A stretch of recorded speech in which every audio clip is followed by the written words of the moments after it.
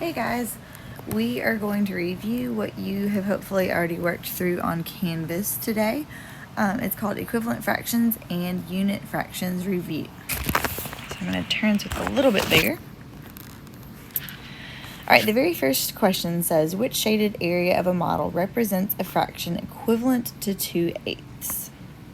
So what we're going to do is go through it, and we know that there's not a lot of extra information right now. It is just one single question, so we're going to underline our question according to cubes. We're going to circle our number 2/8. So we've done our C for circle the numbers, U underline the question, B box clue words. So we want a fraction and we want equivalent. E, we don't have any extra information this time, so we don't really need to cross anything out. And S is to solve. So when we're trying to find a fraction that is equivalent, we know that equivalent means equal to. And so what I'm going to do is start by labeling the fractions for each answer choice. So for choice A, this fraction shows 1/3. Choice B, it is 1/4. Choice C, we know that this looks like 1/2 because it is this entire half of the shape, but whenever we're labeling it based on the fractions to compare with another benchmark fraction up here at the top of your question, we want to label it according to the number of pieces that it's cut into. And so I'm going to go in and erase my extra lines here. And if we're labeling this particular fraction based on the number of pieces, it will be 2/4. And on this bottom fraction, we know that one piece is shaded, and I like to kind of tap each piece just to be sure I count the right number. And I always start with my shaded piece. So 1, 2, 3, 4, 5, 6, 7, 8. So 1 out of 8. All right, now to see how they are equivalent, it's going to take a little bit of work, but we're going to want to make sure that we crisscross each answer choice with 2/8 because that is our benchmark fraction that we are comparing with. So I'm going to go ahead and set it up with 2/8 on every single one so that way I don't forget any. And we're going to crisscross. So 3 times 2 is 6. 8 times 1 is 8. And if you look at these two numbers, you see that 8 is greater than 6, which means they are not equivalent. So we're going to slash and trash A as our answer choice. All right, we're going to go down to B. 4 times 2 is 8. 8 times 1 is 8. These two numbers are the same, which means that they are equal, which also means equivalent. So we're going to keep B right there. I know that that is our answer, but I want to go through and check C and D just to be sure. All right, so 4 times 2 is 8. 8 times 2 is 16. 16 is greater than 8, so C is not our answer. 8 times 2 is 16. 8 times 1 is 8. 8 is less than 16, so D is not our answer. So B is the correct answer for our first question. Okay?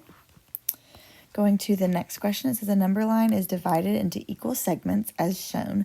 The segment is just going to be the space in between the tick marks. So we've talked about labeling our fractions on the tick marks, how the space in between is like the road and each tick mark is the intersection.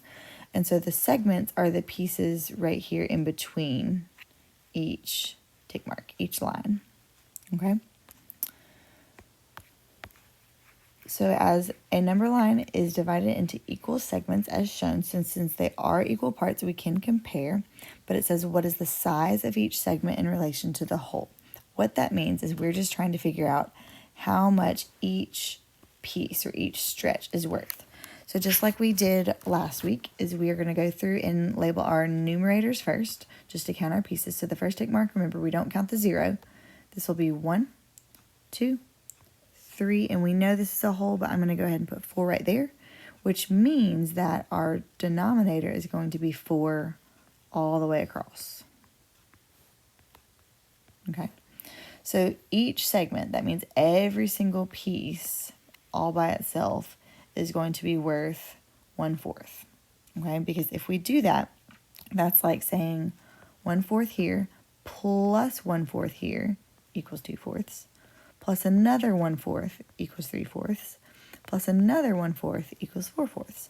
So the size of each segment in relation to the whole is going to be 1/4, because that's how much each space is in between tick marks. All right, next question. Part A, a baker is measuring out ingredients for a recipe. Her recipe is listed below. Which model shows an equivalent fraction to the amount of brown sugar used in the baker's recipe? So our question is the entire sentence here. We don't have any numbers in our question, so there is no C in circling. We did U for underline the question. B, box clue words. We're going to box equivalent fraction and brown sugar, because we want to make sure we're looking at the right ingredient. So the brown sugar, we don't have any extra information to eliminate and then to solve. We want to look at brown sugar. So then we're going to go down here to the bottom, all of our answer choices, and label those fractions as we see in the picture. So for A, we've got 1, 2, 3, 4 pieces shaded out of 6 altogether. For B, we have 2 pieces shaded out of 3 altogether. For C, they don't have to be right next to each other, but we have 2 pieces shaded out of 3, 4, 5, 6, 7, 8. And then D, we have 1 piece shaded out of 3. So to determine if they are equivalent fractions, we'll need to set up 2/6 next to each of these other fractions. So 2/6 here, 2/6 here, 2/6 here, and 2/6 here. And to check our answers all the time to see if they're equivalent is to crisscross. And so I'm going to put that up here just as a reminder. Crisscross. Okay, so 6 times 2 is 12. 6 times 4 is 24. 24 is greater than 12, which is not what we're looking for. We're looking for equals, so A is not our answer choice. 3 times 2 is 6. 6 times 2 is 12. 12 is greater than 6, which means that they are not equal. On C, 8 times 2 is 16. 6 times 2 is 12. 12, oops, meant to bubble both of those. 12 is less than 16, which means they're not equal, so that's not our answer choice either. We could go ahead and just circle D since none of the others match, but we want to check it to be sure. 3 times 2 is 6. 6 times 1 is 6. Both 6's are the same, so they are equal to each other, so D is our answer choice.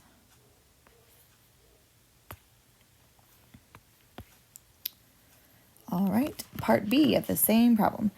When the baker goes to scoop her brown sugar, she realizes that she does not have a measuring cup that measures 6. Choose a solution below.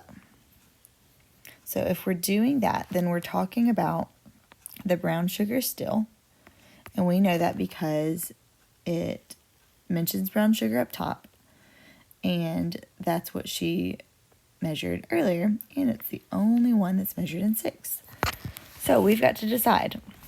All of these answer choices are longer, so we're going to have to read through every single one and either prove or disprove it being the correct answer. So A says the baker could use 1/2 cup measuring cup and scoop it once because 1/2 is equivalent to 2/6. So what that's saying is right now it says that 1/2 equals 2/6. Now we can't trust that yet because that's just one of our answer choices. Remember, sometimes they're not correct. So we've got to crisscross to check it. So 2 times 2 is 4. 6 times 1 is 6. So are those equal? No. So A is not actually our answer choice. That was not correct information.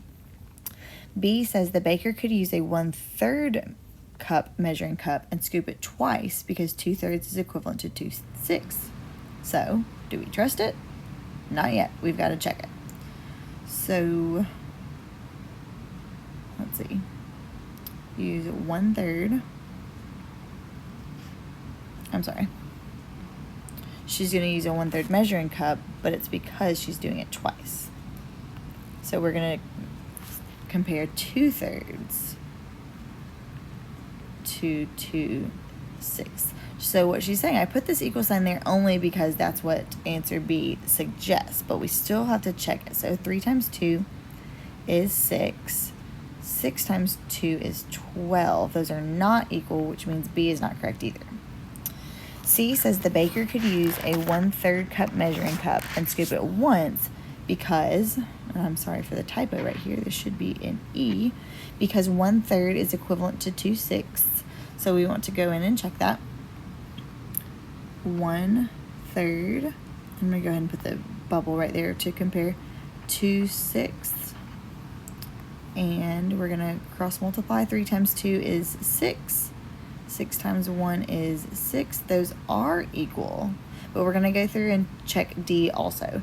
The baker cannot use a different measuring cup because no fraction is equivalent to 2/6.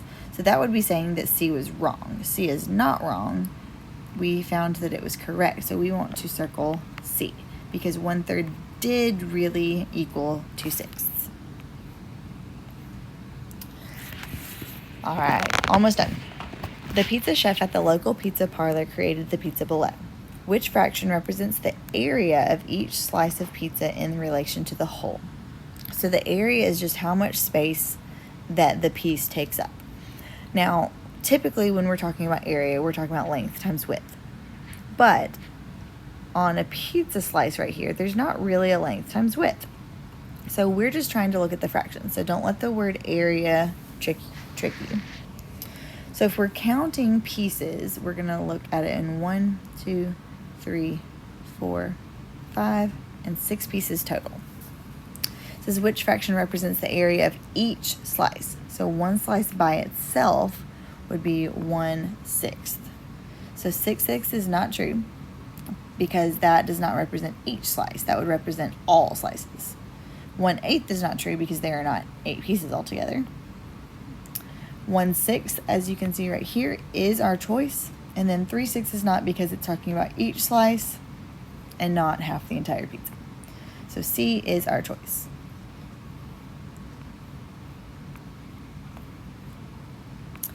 And last one for today.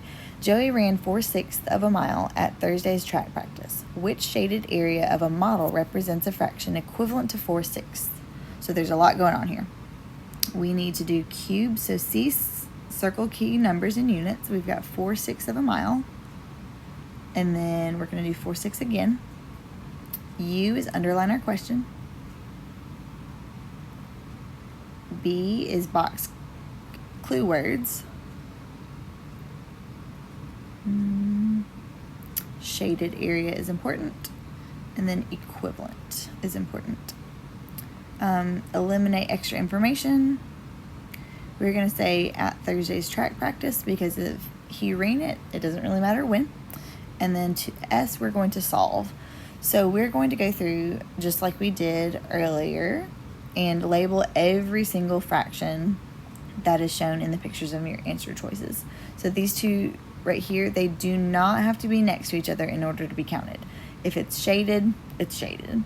So there are 2 pieces that are shaded out of 3 altogether. For B, there's 1 piece shaded out of 6 altogether. C, 1 piece shaded out of 3 altogether. And D, 2 pieces shaded out of 6 altogether. Now we're trying to see what's equivalent to 4/6. So I'm going to go in and go ahead and put 4/6 next to each fraction.